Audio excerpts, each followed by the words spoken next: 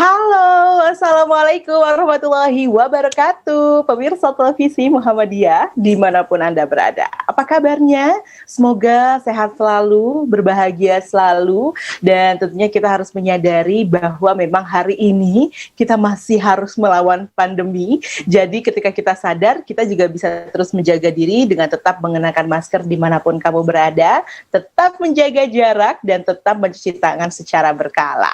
Nah, pemirsa, kali ini senang banget Irma bisa kembali hadir lagi menyapa pemirsa dalam program PTV Show Ngobrol Sering, tapi nggak bikin boring. Dan kali ini aku mau kasih informasi lagi, ngobrol-ngobrolnya ini bareng sama mahasiswa lagi. Kenapa suka banget? Karena aku tuh suka banget kan di zaman sekarang ini banyak banget para pemuda-pemudi kita yang emang selalu mengusahakan hidup menjadi orang-orang yang sukses di masa yang akan datang. Dan itu tidak akan pernah bisa terjadi kecuali memang kita mengusahakannya sejak awal. Jadi untuk para pemuda dan juga pemudi, yuk kita saksikan program yang satu ini, kita saksikan wawancara aku di episode kali ini, karena aku akan kupas tuntas apa aja persiapan yang harus kalian lakukan kalau kalian juga punya cita-cita yang sama, bisa kuliah ke luar negeri, dan bagaimana mewujudkannya. Apakah kemudian ketika kita melihat rekan-rekan kita yang kemudian berhasil begitu ya, bisa melanjutkan kuliah mereka atau pendidikan mereka ke luar negeri, apakah mudah dilalui? Apakah hanya karena faktor keberuntungan saja? Kita akan ngobrol langsung bersama dengan Kak Fahri. Halo, Assalamualaikum warahmatullahi wabarakatuh, Kak Fahri. Waalaikumsalam warahmatullahi wabarakatuh. Masya Allah, apa kabar ya Kak? Alhamdulillah baik-baik untuk hari ini. Alhamdulillah, sehat-sehat ya? Alhamdulillah sehat. Baik, nah pemirsa ini atau pemuda-pemudiku kali ini yang akan ngobrol bareng sama saya itu adalah Kak Fahri. Saat ini beliau ada di Turki. Coba kita cross check, bener nggak nih Kak Irma nih kasih informasi nih? Bener ya Kak Fahri ya? Iya benar sekali. Sekarang saya lagi di Turki, di Provinsi Kayseri. Di apa? Provinsi apa? Kayseri. Oke, nah kamu sedang apa di sana? Untuk sementara saya di tahun ini di Turki di tahun pertama itu ada namanya kursus bahasa Turki, karena di sini kuliah menggunakan bahasa Turki. Jadi mulai baru kuliahnya itu di tahun depan. Oke. Nah, ini informasi juga nih buat para pemirsa yang ingin melanjutkan kuliah ke luar negeri. Ya, memang untuk teman-teman yang ingin melanjutkan kuliahnya di luar negeri itu biasanya memang ada yang namanya kelas bahasa dulu selama kurang lebih 1 tahun atau beberapa bulan. Ini tergantung sama kebijakan masing-masing universitas atau negara itu sendiri gitu ya Fahri ya.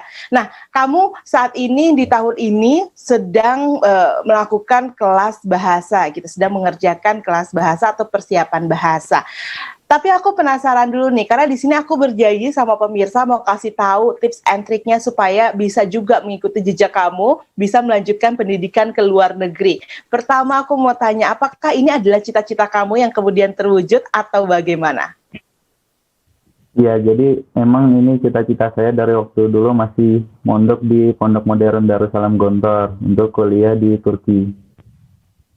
Oke, ini cita-cita kamu ketika kamu lagi mondok. Emang biasanya kalau anak pondok tuh ya karena temennya banyak gitu ya, jadinya banyak bertukar pikiran yang akhirnya kayak menciptakan cita-cita baru lagi, inovasi-inovasi yang lainnya dalam hidup gitu ya, yang ingin kemudian dicapai. Dan termasuk seperti Kak Fahri yang kemudian memiliki cita-cita untuk bisa juga kuliah ke luar negeri begitu ya. Nah, kalau berarti kalau ini baru ada ketika kamu sedang dalam kondisi mondok atau lagi belajar mondok gitu ya di Gontor itu, artinya waktu kecil sebenarnya kamu masuk ke Gontor, apa cita-cita kamu yang mengawali kamu? Ya udah deh aku mau masuk pesantren gitu, mau di asrama.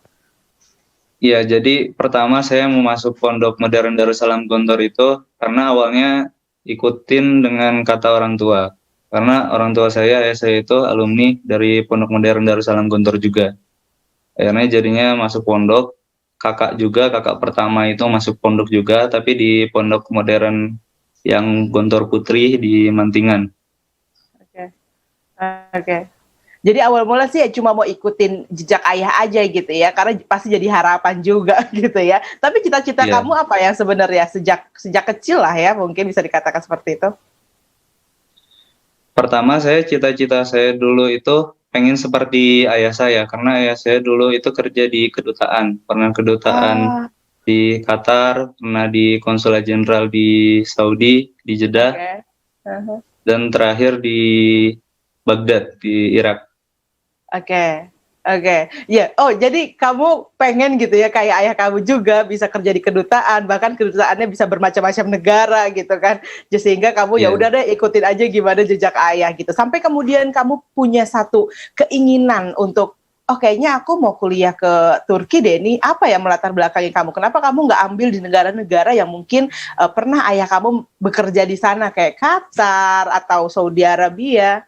Kenapa kamu memilih Turki? Apa yang membuat kemudian kamu yakin untuk melanjutkan pendidikan kamu ke negara ini? Sebenarnya pertama saya mau kuliah di Turki itu gara-gara dari teman saya.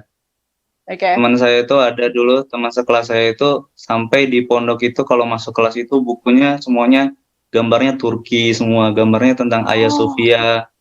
Sampai jadi saya juga pengen ke Turki itu. oke. Sebelumnya ayah saya itu menganjurkan saya itu untuk melanjutinnya ke Mesir, ke Al-Azhar. Karena ayah saya Oke. juga dulu kuliah di Al-Azhar Mesir. Mhm, mhm. Jadi melihat gambar-gambar itu bikin kamu jadi tertarik karena memang ya pemirsa ya kalau kita bisa bayangkan gitu anak-anak itu biasanya memang melihat seperti visual nih ya kan secara visual gitu mereka melihat sehingga oh kayaknya seru nih melihat bangunan-bangunannya melihat seperti apa kemudian gambaran negara yang akan dituju dan itu bikin anak-anak kita menjadi punya harapan, punya cita-cita. Nah kalau dari ceritanya Kak Fahri ini, aku bisa mengambil satu hikmah di mana kemudian ketika kita menginginkan sesuatu atau sesuatu yang bisa menggerakkan diri kita adalah bagaimana kita menciptakan lingkungan itu. Jadi kalau pemirsa saat ini bukan hanya pemuda-pemudi saja yang sedang menyaksikan, tapi juga para orang tua yang kemudian menginginkan satu aksi bagi anak-anaknya itu adalah aksi-aksi yang baik gitu ya atau pilihan-pilihan bagi anak-anaknya adalah pilihan-pilihan yang baik bukan hanya kemudian disampaikan melalui lisan tapi juga bagaimana kemudian digambarkan secara visual dan itu yang menggoda seorang Fahri akhirnya bisa kepikiran bagaimana ya kalau saya kemudian bisa juga melanjutkan pendidikan ke Turki tapi bagaimana apa suka dukanya kemudian dia bisa sampai betulan ke Turki. Sesaat lagi tetap bersama dengan kami.